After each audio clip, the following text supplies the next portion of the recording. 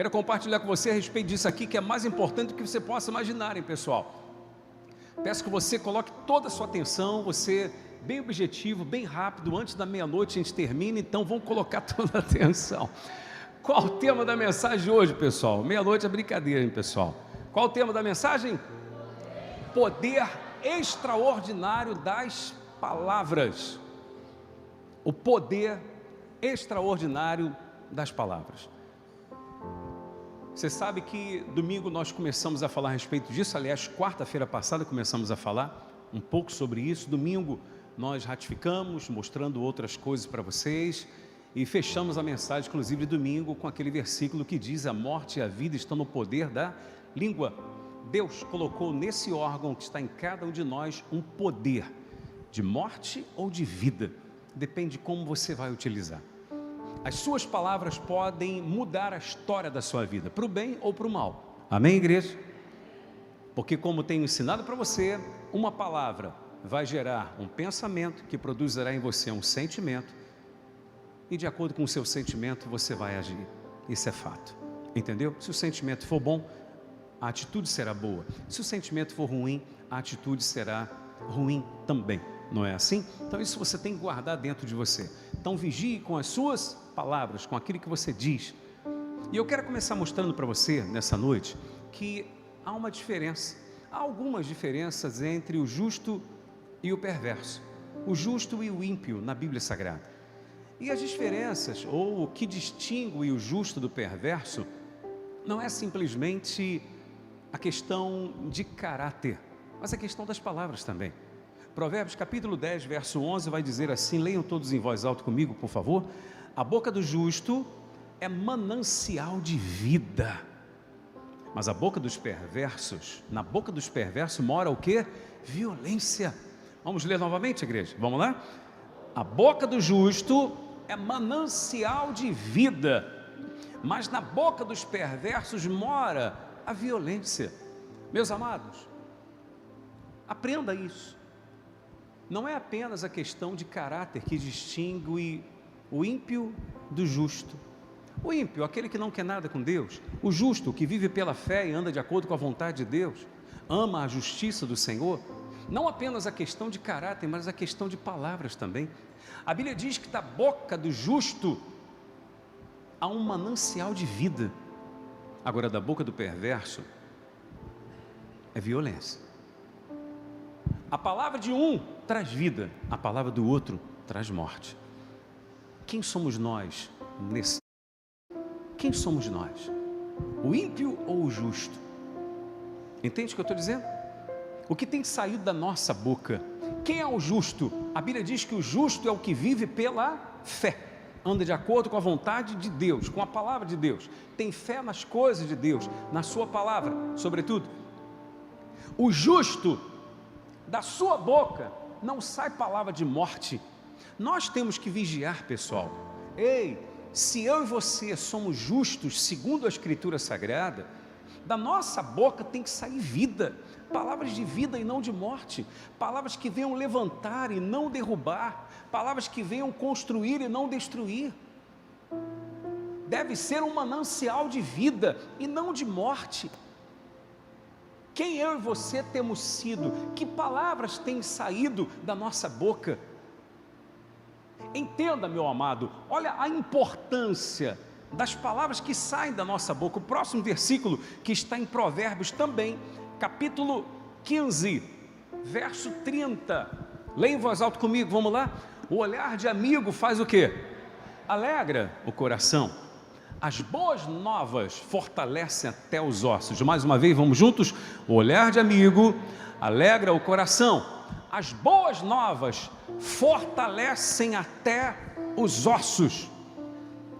Olha a importância de você ser aquela pessoa que traz boas novas, que traz boas palavras, que traz palavras de vida. Elas fortalecem até os ossos, ou seja, elas têm o poder de curar alguém, tanto a você mesmo como a outrem. Quando você é aquela pessoa que procede dessa maneira no tocante às palavras, ou seja, da sua boca saem palavras de vida, pessoas têm prazer de estar perto de você até. Há outros que é exatamente o oposto que acontece. Ninguém quer ficar perto dela. Por quê? Porque ela só fala coisa negativa, só fala coisa ruim, coisas que não somam, não é verdade? Ela só vive reclamando, murmurando da vida. Então ela faz mal a si mesma e faz mal a quem está ao seu redor. Logo, essa pessoa não tem amigo, não tem ninguém. Quem anda com essa pessoa tem que suportar. Suporta, só isso. E você não tem que querer que pessoas estejam perto de você, suportando você, mas que tenham prazer de estar com você, porque da sua boca sairá palavra de vida e não de morte. Pensa nisso, pessoal. Isso pode fazer diferença na sua vida e na vida de outras pessoas também, pessoal. Olha como é que é importante nós, eu me incluo também, você, nós termos aquele chamado um equilíbrio emocional, que a Bíblia Sagrada vai chamar de domínio próprio. Aquele que consegue dominar-se a si mesmo, aquele que consegue controlar o seu ser. A Bíblia diz que é mais importante aquele que domina a si mesmo do que o que conquista uma cidade. Olha o que está escrito em Provérbios capítulo 12, verso 18, é importante isso, igreja, leiam comigo, por gentileza. Alguém há cuja tagarelice é como pontas de espada, mas a língua dos sábios é medicina. Vamos ler novamente. Alguém há cuja tagarelice, sabe o que é tagarelice, né? Tagarela, fala pra caramba. Não é você, é claro. Amém? Não. Tá. Alguém a cuja tagarelice é como pontas de espada, ferem, machucam, ofendem, mas a língua dos sábios é o que? É medicina. Olha a diferença entre o desequilibrado e o equilibrado. Uma pessoa desequilibrada, infelizmente, ela é capaz de ferir pessoas até que ela ama. Pessoas que nem fizeram nada contra ela, mas ela ofende, ela fere, ela mata por dentro. Às vezes esse alguém é um amigo, é um parente, é o marido, é a esposa, é o filho, é o pai, com palavras. Porque não soube dominar o seu espírito, não conseguiu dominar o seu espírito. Então as suas palavras são como pontas de espada, capazes de ferir, de matar, destruir a vida de alguém e a dela mesma. Agora, o sábio, aquele que tem a sabedoria de Deus, que busca o equilíbrio em Deus, ter o domínio próprio de Deus em si, as suas palavras são como medicina. Elas curam a própria pessoa e curam ao próximo também, porque são palavras de vidas, são palavras alinhadas à vontade de Deus. Guarda isso dentro de você, amém? Está compreendendo isso, pessoal? Por que o Senhor está mostrando isso para a gente? Para você entender a importância das palavras que saem da nossa boca, porque agora eu quero começar a mostrar para você o outro lado das palavras, o impacto que as suas palavras vão gerar na sua vida. Como que as suas palavras vão impactar? Ei, não importa a sua idade, você que está aqui, seja você um adolescente, um jovem, um adulto, um idoso, você que está pelas redes sociais, você tem que guardar isso que eu vou dizer para você, porque disso daqui vai depender o seu futuro, vai depender a sua vida, que eu vou mostrar para você o impacto que as suas palavras vão ter na sua vida e na vida de outrem também. Já mostrei para você a importância da palavra. As suas palavras podem atrair pessoas, como podem repelir as pessoas de perto de você, de sorte que ninguém queira estar contigo, porque da sua boca só saem palavras que ofendem, palavras que ferem, palavras negativas, palavras que jogam para baixo, palavras que desanimam, enfim, as pessoas não querem estar perto. Mas se as suas palavras forem opostas a essa, você vai atrair pessoas vão querer estar contigo, porque você vai ser uma pessoa agradável. Amém, pessoal? Enfim. E aquela pessoa que, se não tiver algo de bom para falar, prefere ficar como? Em silêncio, porque às vezes é melhor silenciar do que falar o que não deve. É ou não é verdade? Às vezes é melhor calar. Às vezes é melhor calar. Não tem momento que às vezes você não está muito legal?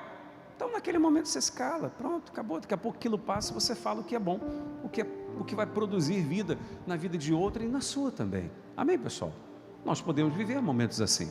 Dia que você não está muito bem, então, e para que falar naquele dia? Então naquele dia você não fala nada. Amém, pessoal? Quem conhece o poder das palavras valoriza o silêncio. Vou repetir, quem conhece o poder das palavras, valoriza o quê? O silêncio. E a gente tem que valorizar também as palavras e também o silêncio. Vou começar a mostrar para você agora o impacto que uma palavra vai produzir na sua vida. Por exemplo, é tão forte a questão da palavra que sai da nossa boca, que olha o que Jesus vai dizer em Mateus capítulo 12, versículo 37. Leiam comigo, vamos lá, igreja. Porque pelas tuas palavras serás o quê? Justificado. Você sabe o que é justificado? Justificado é limpo, é perdoado, é isento de culpa, sem culpa. Toda a culpa foi tirada de você, você está justificado, limpo, acabou, foi redimido. Então, porque pelas tuas palavras serás como? Justificado, e pelas tuas palavras serás condenado. Meus amados, olhem bem para mim aqui, por favor, fixem os olhos em mim, por gentileza. É o Senhor Jesus que está dizendo, não é o Bispo Gerson, não é coisa da igreja transformando vidas. O Senhor Jesus está dizendo que as nossas palavras, elas têm o poder de nos justificar diante de Deus e de nos condenar, ou seja, as nossas palavras mesmo, elas têm o poder de abençoar a nossa vida, como de amaldiçoar a nossa vida. A pergunta é a seguinte: o que estamos fazendo com as palavras que saem da nossa boca? Será que temos nos justificado diante de Deus ou nos condenado? Será que temos abençoado a nossa vida ou será que temos condenado a nossa vida, amaldiçoado os nossos caminhos? Será que as nossas palavras são palavras que vão abrir portas ou palavras que irão fechar portas? Palavras que vão fazer abrir novas oportunidades ou que vão fechar todas as oportunidades que surgirem diante dos nossos olhos? Que palavras vão sair da nossa boca? Quais são as palavras que sairão de cada um de nós, pessoal? Eu estou pregando para você e é para mim também, porque nós temos que vigiar, acima de tudo, as palavras que saem da nossa boca. E por quê, bispo? Porque é Jesus que está dizendo que as nossas palavras nos justificam ou elas nos condenam. Dependendo do que sai da nossa boca, o resultado na nossa vida está nas nossas mãos. No poder do quê? Das nossas palavras. Com licença.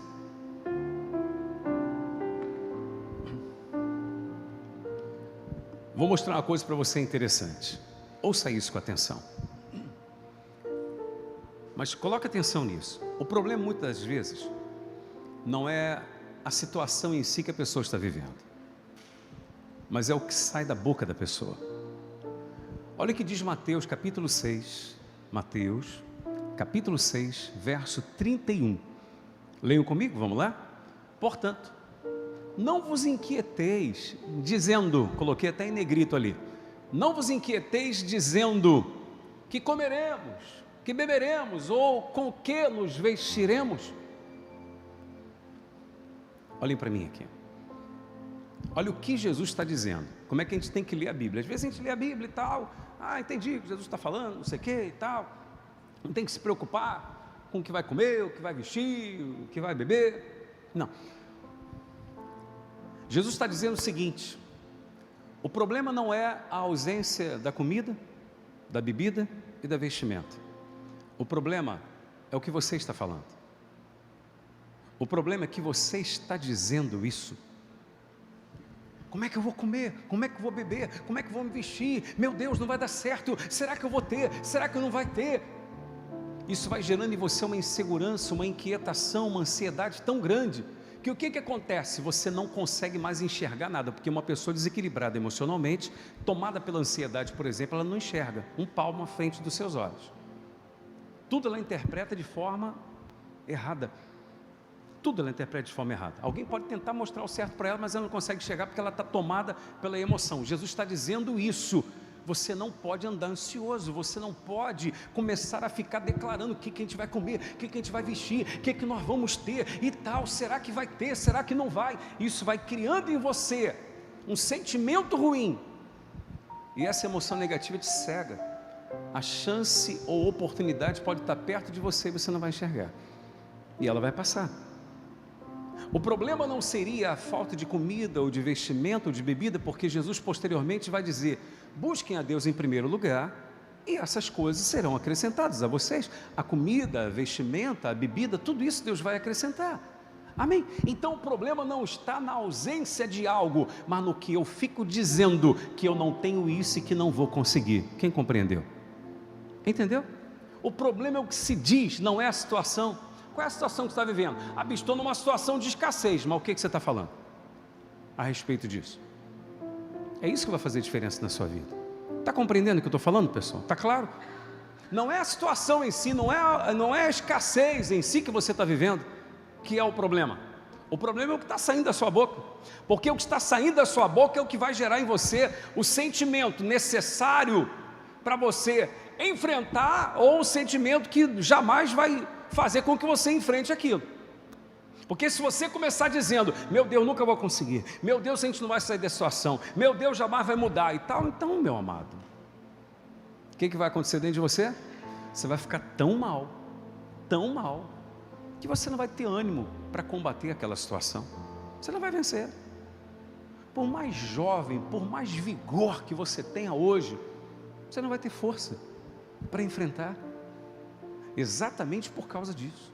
Pelo que você está falando, porque como eu tenho dito para você, tenho procurado ensinar para você, o que você fala, gera uma imagem na sua mente, traz um sentimento, vai produzir uma ação. Não tem como fugir disso.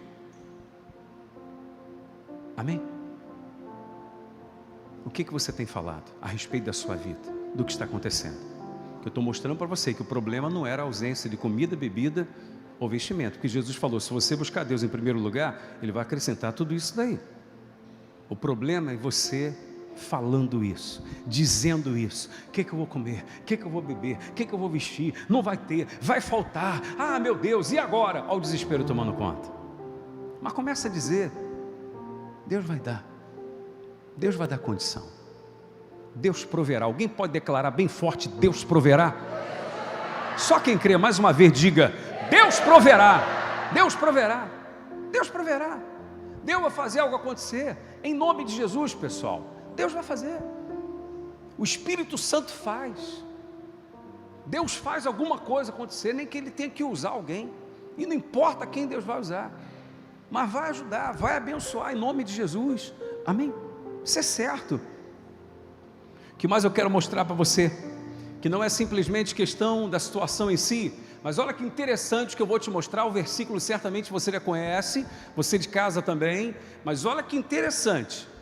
O que sai da nossa boca, o que nós determinarmos, vai definir se Deus entregará a vitória em nossas mãos ou não. Olha o que diz Deuteronômio capítulo 7, verso 17. Leiam comigo, igreja. Vamos lá? Se disseres no teu coração, ou seja, Deus já está falando, não precisa nem de sair pela boca, porque se estiver no coração, uma hora vai sair de dentro da sua boca, porque Jesus disse que a boca fala do quê? Do que está cheio o coração, ok? Então Deus está dizendo, se disseres no teu coração, essas nações são mais numerosas do que eu, ou seja, como quem diz, meu Deus, não tem como a gente enfrentar, eles são mais fortes do que nós, meu pai, esse problema é muito grande. Aí Deus diz o quê? Como poderei desapossá-los? É forte isso, hein? Você entendeu o que Deus está querendo dizer aqui? Está claro ou não? Deus está dizendo o seguinte, meu filhinho querido, vem cá, por favor. Eu tenho todo o poder nas minhas mãos, eu posso fazer tudo, mas se você ficar dizendo que esse problema é grande demais, que jamais você vai vencer, se no seu coração você ficar dizendo, essas nações são mais numerosas do que nós, como é que eu vou poder entregar essa vitória a você? Porque isso que você está dizendo vai fazer com que você tenha dentro de você emoções negativas, ruins, de medo, de insegurança, e você não vai enfrentar como deveria enfrentar o seu inimigo. Então não tem como, mesmo eu tendo todo o poder, entregar o inimigo nas suas mãos. Quer dizer que Deus depende do nosso estado também, de como nós estivermos, para Ele entregar a vitória em nossas mãos ou não. Nosso estado como assim? Sim, é o que eu tenho ensinado para você, aquilo que nós falarmos vai gerar em nós um sentimento, vai ser um sentimento de força, de garra, de coragem ou de medo e insegurança que vai nos paralisar? Então aquilo que sai da nossa boca define se Deus entregará ou não a vitória em nossas mãos. Vamos confessar que podemos, porque nele nós podemos, e Ele vai entregar nas nossas mãos tudo o que desejamos em nome de Jesus. Quem crê recebe, igreja. Assim será, para a glória de Deus. Amém? Eu recebo, eu tomo posse. Então, meu amado, o que eu tenho que fazer? Gerson, para com esse negócio, Gerson. Para de confessar derrota, vamos confessar vitória. Vamos confessar o que a gente quer. Vamos confessar milagre. Vamos confessar que nós vamos chegar, que vai dar certo em nome de Jesus. E vai dar. Ah, Bismarck, eu confessei e deu errado um dia. Meu amado, continue crendo que Deus está no controle. Uma hora vai dar certo em nome de Jesus. E aquilo vai acumular e Deus vai entregar algo melhor na sua mão para a glória dele. Amém? Eu creio nisso. Mas é Deus que está mostrando a cada um de nós que tudo começa nas nossas confissões, nas nossas palavras. Tudo depende do que a gente fala, pessoal. Então é aquilo que a gente diz: ande com quem tem essa fé também, ande com quem tem esse espírito também, para ajudar você nessa jornada. Porque eu sei que há momentos na nossa vida que são desafiadores ao extremo. Concorda comigo? Há momentos há momentos que a gente olha assim e diz: meu Deus, só o Senhor para me ajudar. Quem já passou por momentos assim na sua vida? Ou de repente está passando, né? Tem momento que a gente fala: Senhor, em mim não há força mais não, mas com o Senhor eu posso. Só com o Senhor. Me ajuda aí, porque eu confio em Ti. E confiando em Deus a gente consegue, pessoal. A gente consegue. E nós vamos conseguir. E Deus vai ser glorificado na nossa vida. Alguém pode declarar isso? A minha vida vai glorificar a Deus, em nome de Jesus. Nossa vida vai glorificar o Senhor. Amém? Você quer ver uma coisa interessante, pessoal? Como é que Deus quer que nós venhamos proceder diante de uma grande adversidade? Você lembra quando Deus pegou o profeta Ezequiel e o levou a um vale, levou em espírito a um vale de ossos sequíssimos? Era um vale cheio de ossos secos. Cheio de ossos secos. Olha o que está escrito. Ezequiel 37, vou mostrar só 2 versículos e depois eu explico para você.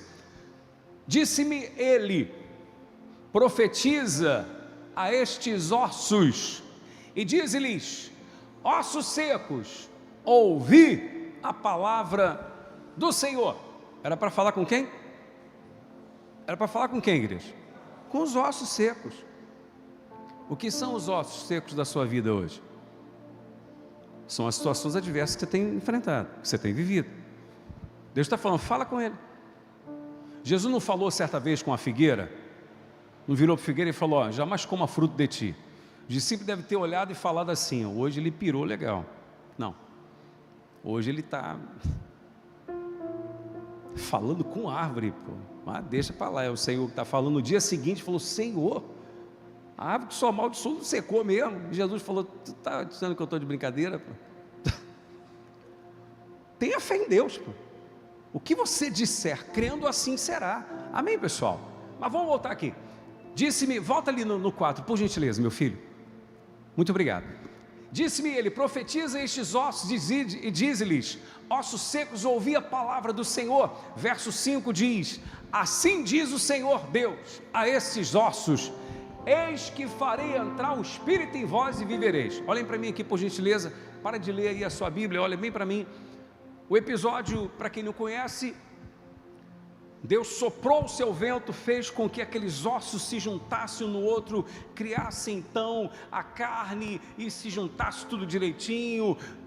Enfim, fez dali um grande exército. Faltou o Espírito para que eles se levantassem e vivessem. E Deus manda que o profeta profetizasse novamente, dizendo que o Espírito viesse e entrasse nele. Para concluir, levantou-se dali um exército forte, valente. Em espírito aconteceu aquilo. O que Deus quer ensinar para cada um de nós? Quando Deus coloca Ezequiel diante daquele vale de ossos secos, Ele diz: Ezequiel, profetiza esses ossos, fala com os ossos, para eles reviverem, para eles se juntarem uns aos outros, para eles se formarem. Deus estava dizendo: fala com esses ossos para que eles se tornem um grande exército. para resumir, ele profetiza, determina aquilo e aquilo acontece.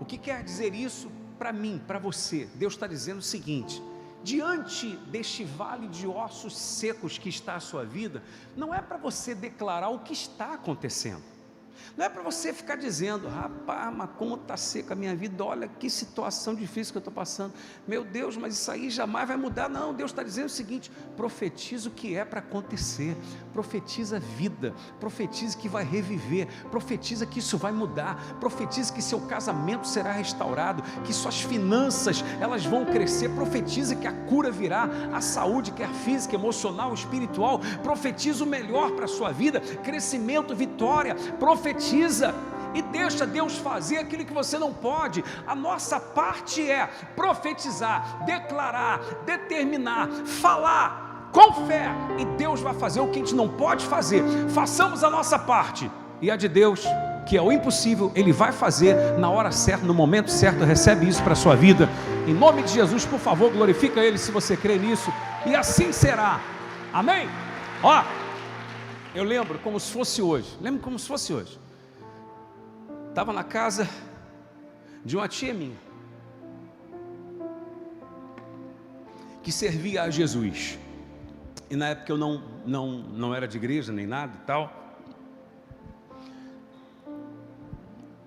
e ela um dia virou para mim, lá na casa dela, lembro como se fosse hoje, repito, ela olhou nos meus olhos, e falou assim: Gerson,